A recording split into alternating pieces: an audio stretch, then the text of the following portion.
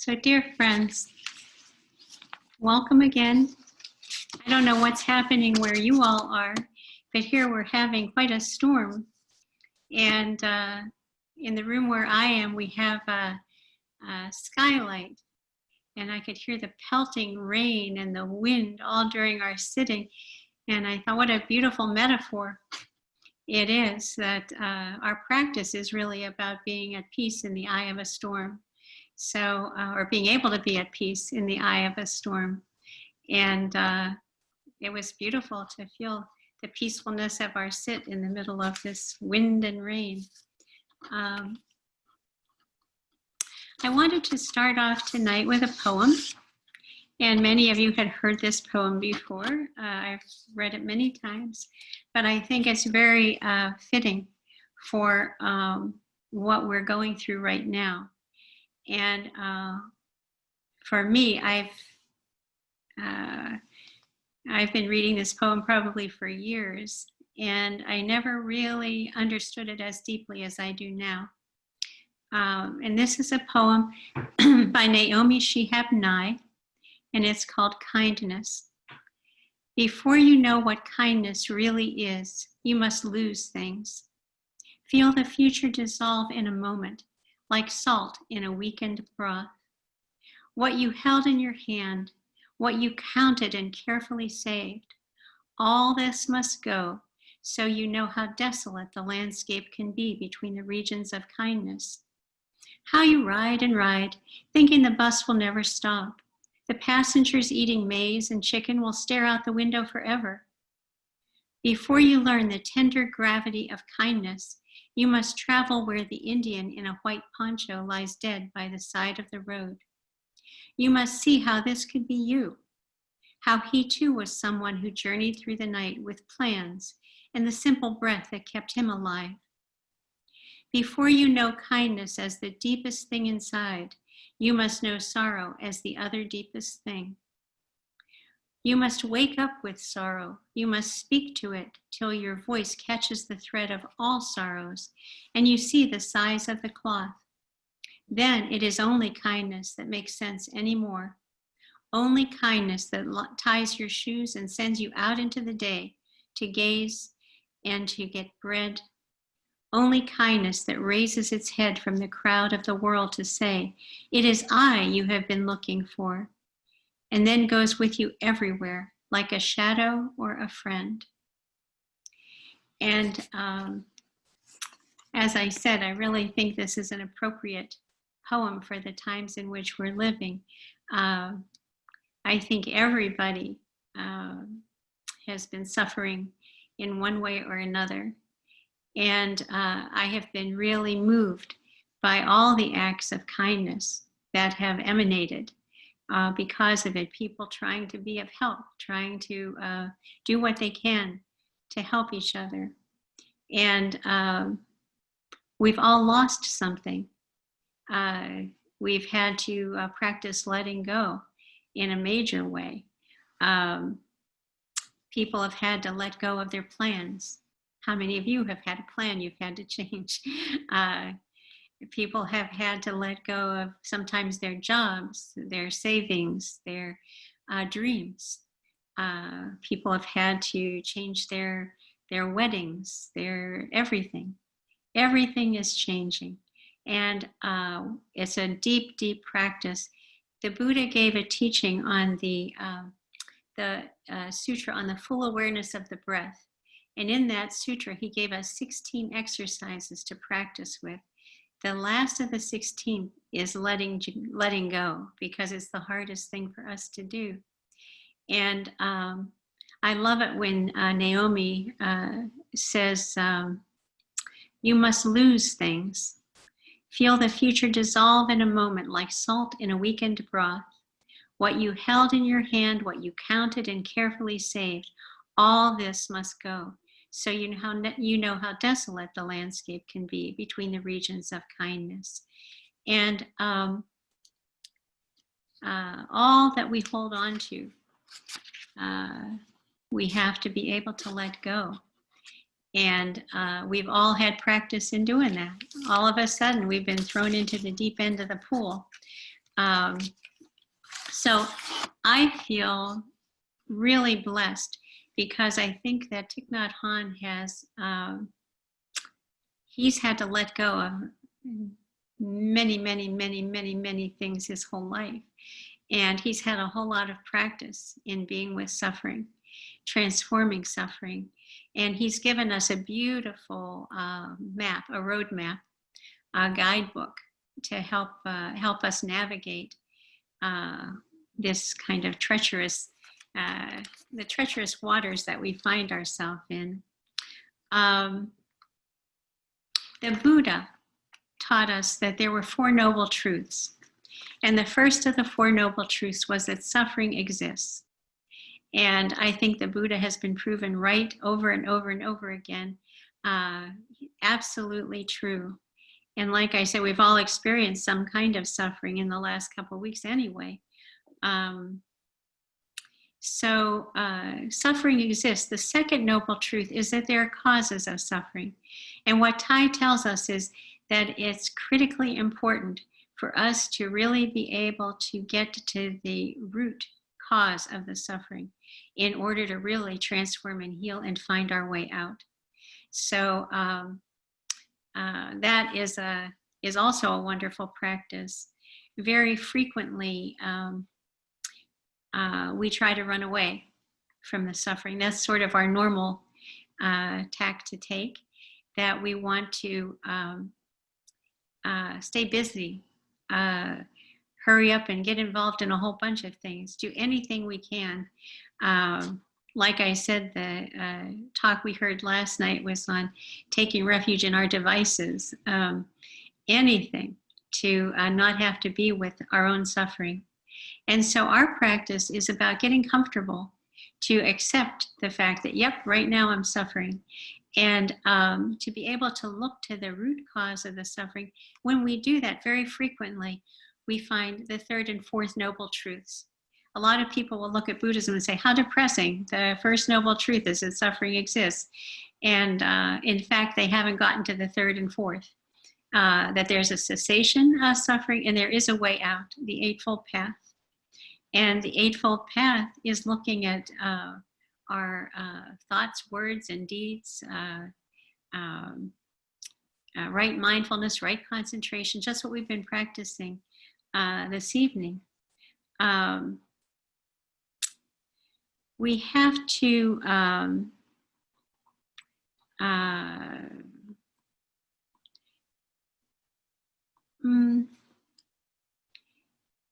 like I said, also acknowledge in the midst of the suffering that exists, the basic goodness of human beings.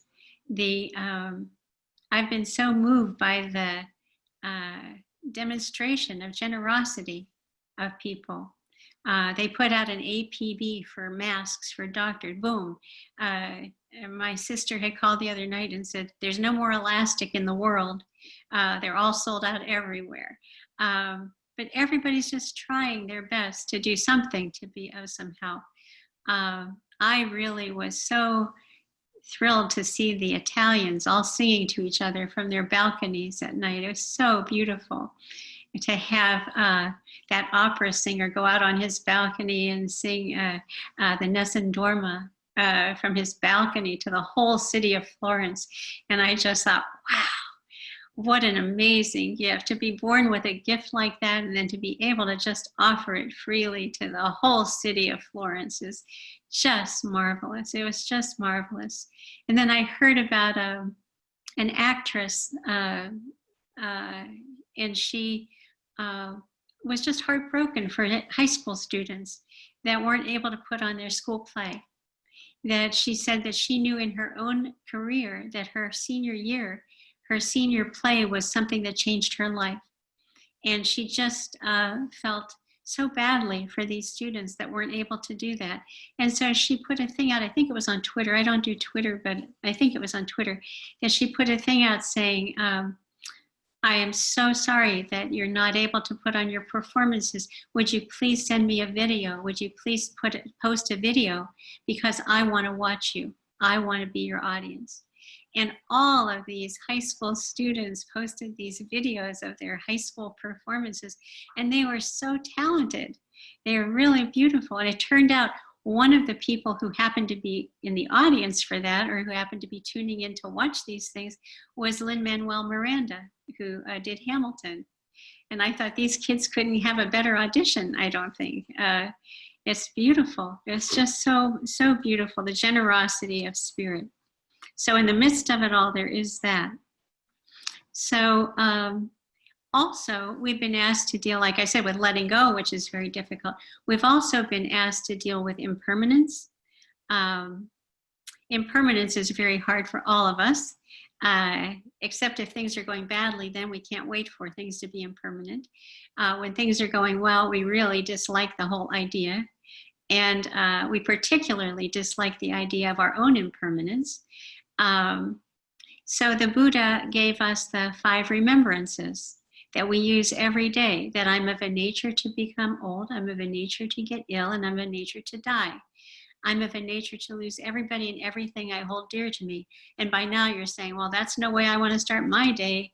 That's too depressing.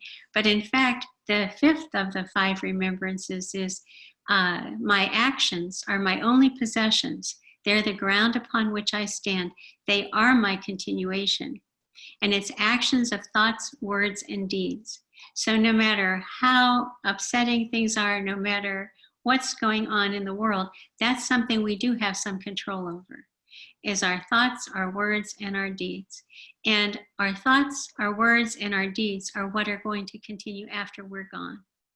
So I just love to have that reminder that yes, we do have to get separated from everything.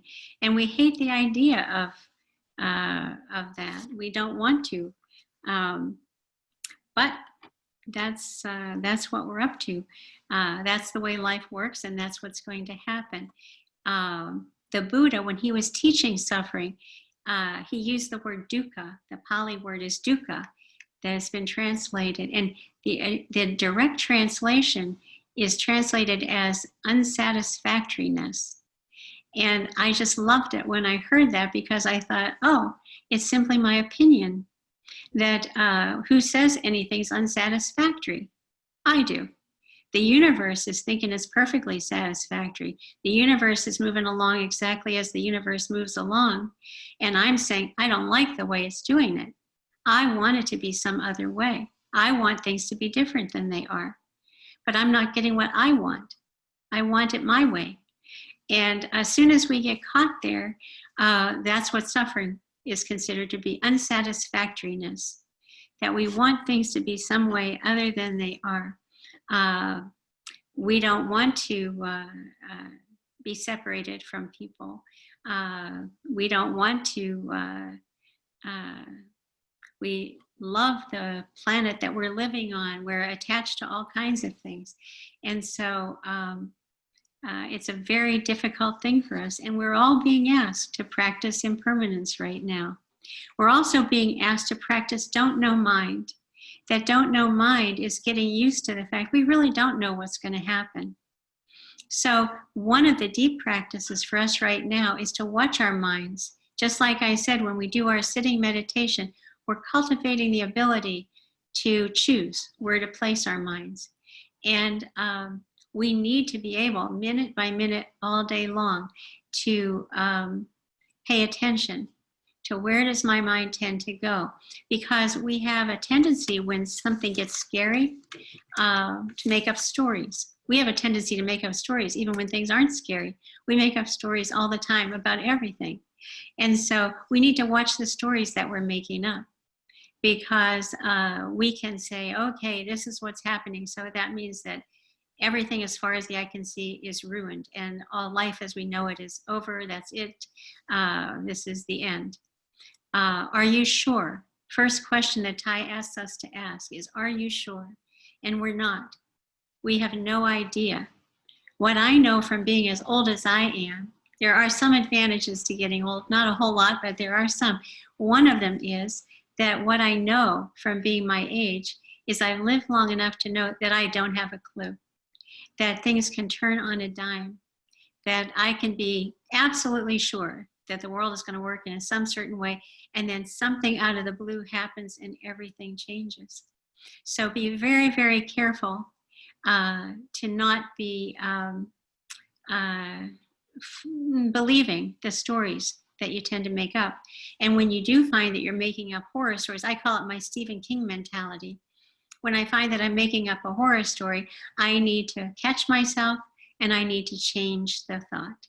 I need to come back and replace the thought with another one. I find that a lot of times it's nice to replace a thought with metta, sending myself loving kindness, sending everybody everywhere loving kindness. I find that it's very helpful for me to replace the thought with gratitude. Ty will always tell us, he said, just look around and say, what's wonderful in this moment? What is wonderful in this moment? You can say, well, I've had moments where nothing's wonderful. That's not really true.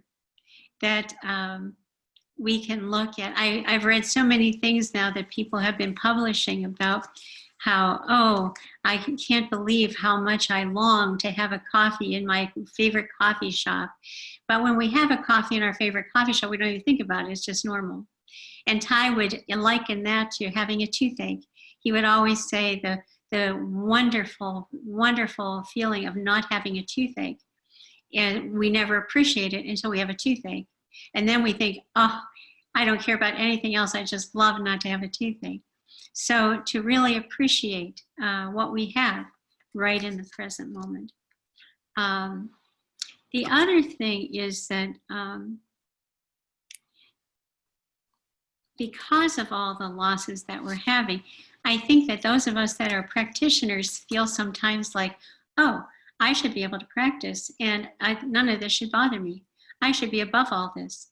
I should just be totally equanimous about anything that happens. And I'm not a mere human like everybody else. I don't get involved with emotions. And we're wrong, because we all have 51 mental formations in our stored consciousness. We have the potential for anger, for hatred, for love, for kindness, for everything. And it doesn't matter how long we practice, we still have those things. We have the potential for all of it. And our job is not to repress our feelings. Our job is to acknowledge we're feeling our feelings, to really, like I said, embrace them like a mother does a baby, and to be able to understand what really is going on with me. And then we can feel it all, that we can acknowledge our fear, we can acknowledge our sadness, we can acknowledge, and I know in the course of one day, I can go through all of them. It depends on what kind of a day it's been, but I can experience everything from irritation and frustration and anger to love and kindness. And right now I've been experiencing a lot of sadness for what's happening. I feel sadness for the incredible ignorance of our species. It's huge sadness. And then I feel sadness for everybody who's suffering. And I also feel incredible gratitude, and I feel it's so moving to me. Like I said, all of the generosity and all of the goodness that people are demonstrating. So we can run the whole gamut. The thing is that we can't be identified with those feelings. If I feel irritated, upset, frustrated, my job is to take good care of those feelings, so I'm not just transmitting them to every single person on the planet. If I'm having a Stephen King moment and I call up all my friends and say, oh, this is the horrible, terrible thing, it's the worst possible thing, I'm just spreading anxiety and agita among the collective consciousness. And that really is not of any help. So first of all, we need to be able to acknowledge that we do have feelings. There's no shame or guilt about having any of them. We're human beings. We can accept our humanity wholeheartedly and hopefully learn to take good care of those feelings, so we're not just reacting to everything in the world. We can take care of them, and then we can respond skillfully to life, to whatever is going on. When we breathe to our belly, calm ourselves down so we know what to do and what not to do. The other thing that can be very dangerous right now is confusion. That there's a whole lot of confusion, I think. I told some people the other night that I had been to the bank and I had this lovely teller who was a guy who was 27 years old. He shared with me, and he said, I'm just 27. And he said, I really don't understand what's going on.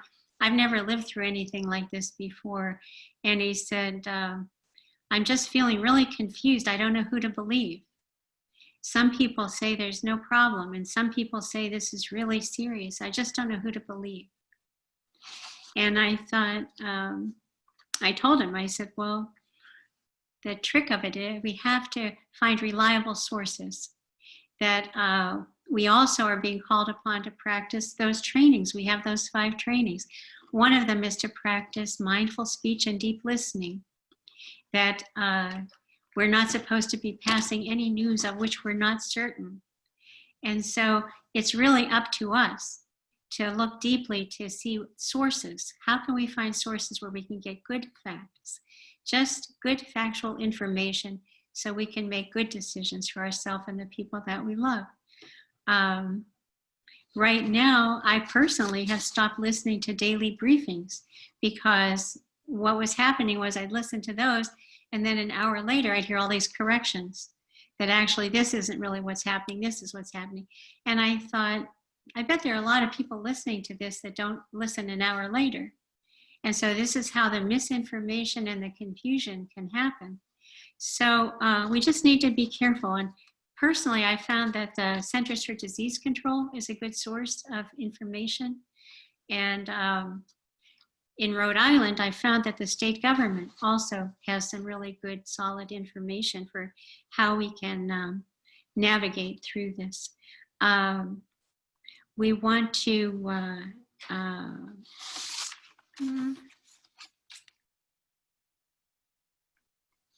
ask if, well, we need to be practicing mindfulness of our minds, mindfulness of our emotions. And like I said, it's really important to breathe to our belly, calm ourselves down. One of the things that's coming up for a lot of people right now is feeling powerless, because basically we are. There are a whole lot of things over which we don't have any control whatsoever. And this is very upsetting to a lot of people. What I have noticed about powerlessness is a lot of times it dredges up all kinds of things from our past, that as children, oftentimes we feel really powerless. And we're in situations sometimes with parents or people who are supposed to be the ones taking care of us and caring about us, who are not treating us as we want to be treated. And there's nothing we can do about it. That we think that adults know all the answers. We can't imagine that they're suffering. We don't realize they're transmitting sometimes their suffering to us as children. We just don't know enough at that time. And so a lot of times when we're feeling that sense of powerlessness, and I've talked to so many people in the last couple of weeks who've been saying, gosh, I just feel like I'm just spinning, like I'm totally out of control. I just have no power over anything. And you could really even hear in the sound of their voice, it sounds like a child, that there's that desperate child, that scared child. And Ty has given us lots of practices we can use to take good care of that kid in us, that when the little girl in me starts getting fearful, I need to sit down with her and I need to have a conversation. And a lot of times I'll just invite her to breathe with me. We're just going to sit here and breathe a few times to our belly, get calmed down. And then I can let her know that I understand why she's feeling scared. It makes really good sense. Everything she's ever been through, it would be strange if she wasn't feeling scared and upset. But then I have to remind her that a lot of time has passed since we were 3, and that we've learned a lot, and we have developed a lot more skills and have a lot more agency. And there are a lot of ways we can take good care of ourselves that we didn't have then. So that's really important too. And Ty has given us, like I said, lots of practices for that. He's given us a book called Reconciliation that has a lot of those practices in it, if any of you need them right now. And so I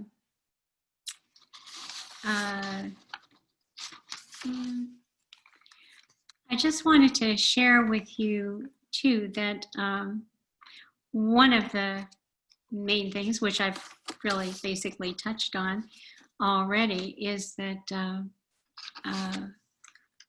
what most everybody's feeling right now is fear.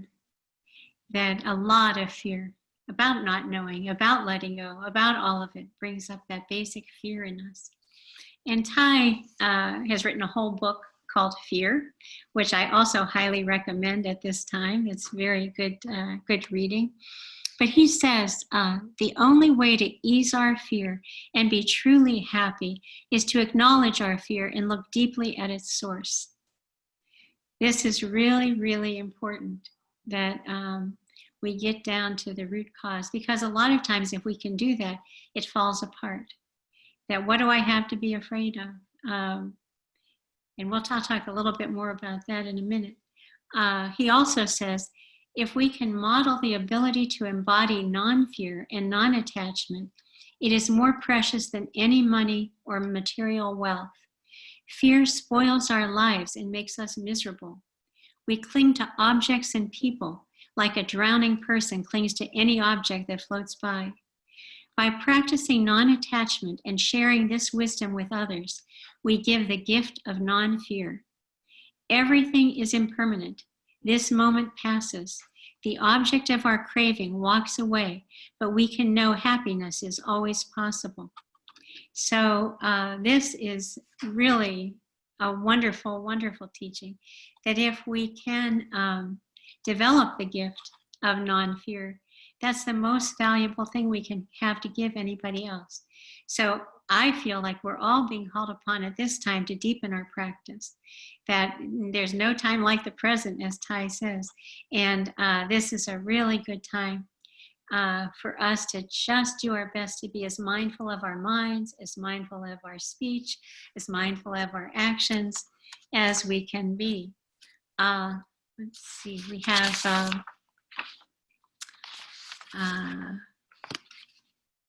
well, here we go.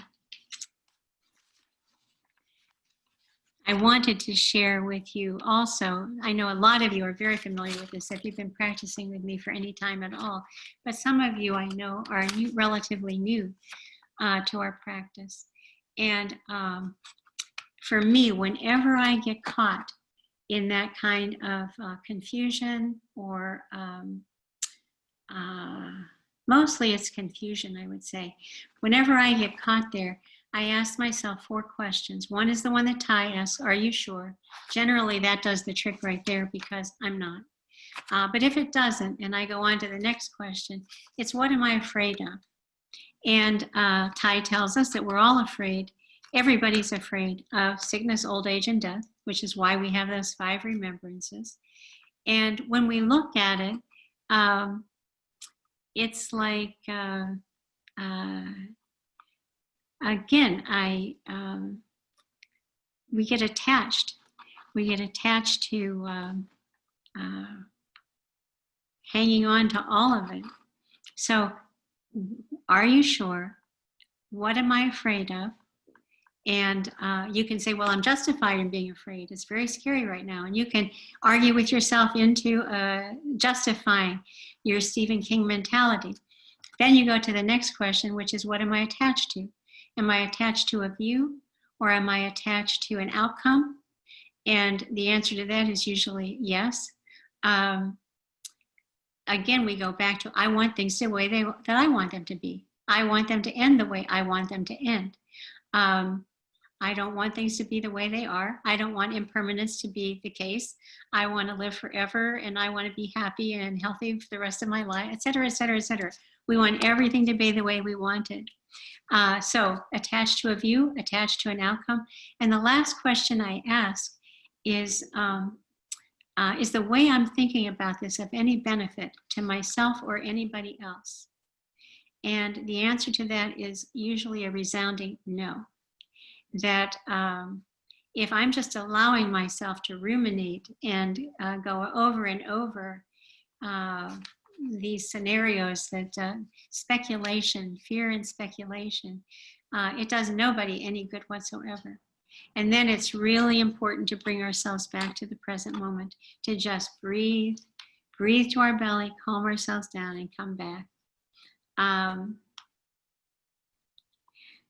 And like I said at the very beginning, that Thai has given us everything, I think, that we need. In all of the practices, I've just outlined a few of the basic practices, just as reminders, little nagging reminders for us that we do have tools that we can use, that we do have things we can use to come back to ourselves. And he's given us all these practices. When we use the practices that he's given us, we do wind up in a place of non-fear. I love the fact that a few years ago, the last real long retreat he gave at Plum Village was on what happens when we die. That was the topic of the retreat. And when people arrive from all over the world for this retreat, he said, well, first of all, you don't. And second of all, that I don't spend any time thinking about it because that would be wasting my present moment. That we need to spend our present moments taking good care of the present moment. To go off worrying about, speculating about, it's a waste of our time. It's a waste of our lifetime. And Thai said we want to keep our appointment with life. We want to keep our appointment with life. The other thing we can do right now is take refuge. I talked to a number of the Sanghas about this in the past couple months. Taking refuge in the Buddha, the Dharma, and the Sangha. The Buddha is our ability to wake up. That we need to have, like I said, when we go sliding off into that fearful child that we have inside of us, to remind us, come back. I recently had somebody talking to me about how they were feeling that they were too dependent on me and their teachers and the Buddha and whatnot, and that they really still felt just like they were a total child, and and all of this was a story that they had made up, that they lived with. That's their idea of who they were, that had long outlived its usefulness. But I had to remind them. I said, you're a person that has had more insights than most people that I know. I said, I didn't have the insights. Thai didn't have the insights. Jesus didn't have the insights. Buddha didn't have the insights. You had the insights. We have to catch up with our confidence in our Buddha nature, our ability to wake up, that nobody else is doing. We can give you guidance. I can let you know what Thai's taught me, and I can help you understand the guidelines. But then it's up to every person to practice. If you don't practice, you don't have any insights. If you don't practice, you don't transform anything. So this person who was getting stuck in his child and still his old idea of who he was, I needed to remind him that I didn't do it. It wasn't me. I didn't have those insights. So we have to take refuge in the Buddha, in ourselves. We have to take refuge in the Dharma, in the practices that I've been talking about. And we also take refuge in the Sangha. And we are so blessed, I believe, to have a community that wants to live in awareness, that doesn't want to do harm, that wants to be of help, that wants to transform and heal all of the mishigas, all of our mental formations, so we can be free, so we can be freer and happier and share our freedom and happiness with everybody. And so as a Sangha, it's really important at times like these that we can, like Thai said, if we're feeling fearless, we can share that. We don't have to tell anybody, I'm feeling fearless today. I just thought I'd let you know. It's obvious. It is felt by people, whether we're feeling afraid or not. But if we happen to be feeling afraid, we can call up a friend. a friend who's also a practitioner. We practice in Dharma sharing every meeting that we have. We practice deep listening. And so we've all had some practice in just listening to understand. And at these times, with all the stuff that's arising in people, it may be just a huge help. A lot of healing happens just by being heard. And so we can call up a friend in the Sangha and say, could you just spend 15 minutes listening? I really need somebody to practice deep listening for me. And to be able to just share what's in our hearts right then. And it's a wonderful gift. It's a wonderful gift to be able to just be present for another person.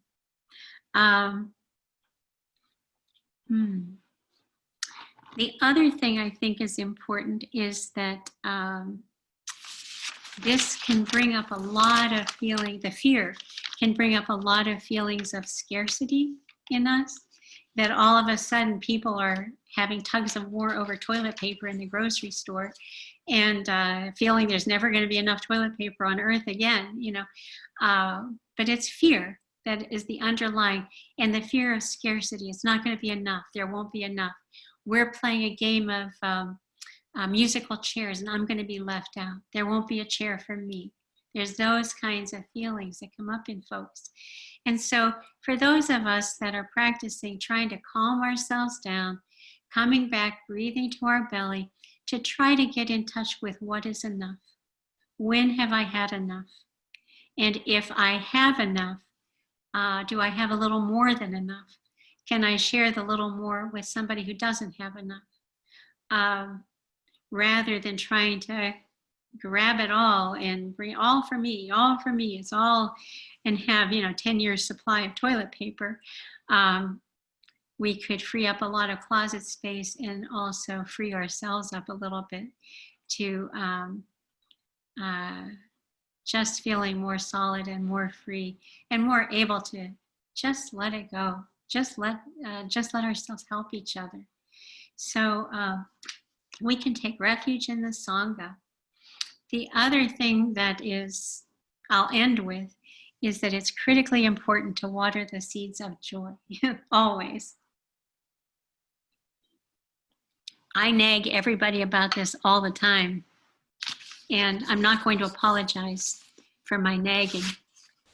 Thich Nhat Hanh says if we want to be able to deal with the suffering that we have to deal with, we have to first be able to expand our capacity to be with suffering. And we do that by watering seeds of joy, to pay close attention. What is it that nourishes me? Like I said, I think I gave you some ideas of what nourishes me. It's like seeing these acts of generosity, seeing these acts of love and care that people have for each other. Being in nature is incredibly healing. If I'm feeling out of balance, I can just go out and stand on the earth and just notice that there's a blue sky and white clouds, or that there's a beautiful rain shower happening, and hear the sound of the rain on the roof, and be aware that there are clouds floating through the sky, and that they're distributing water all over the planet. And it's such a beautiful design.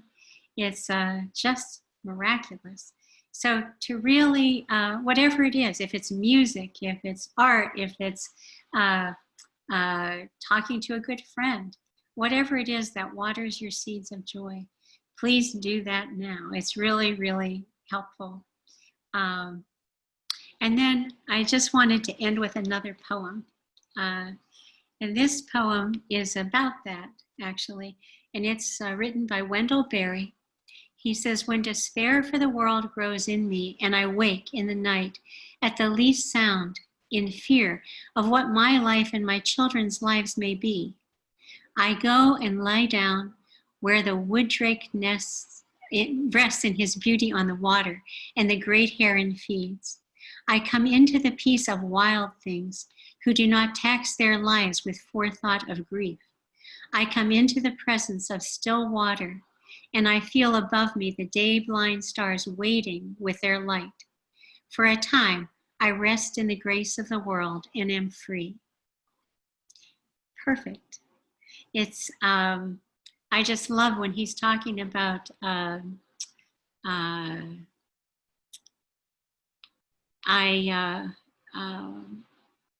come into the peace of wild things who do not tax their lives with forethought of grief. How much of our daily life do we waste by forethoughts of grief? Just imagining what could go wrong, imagining what's not okay.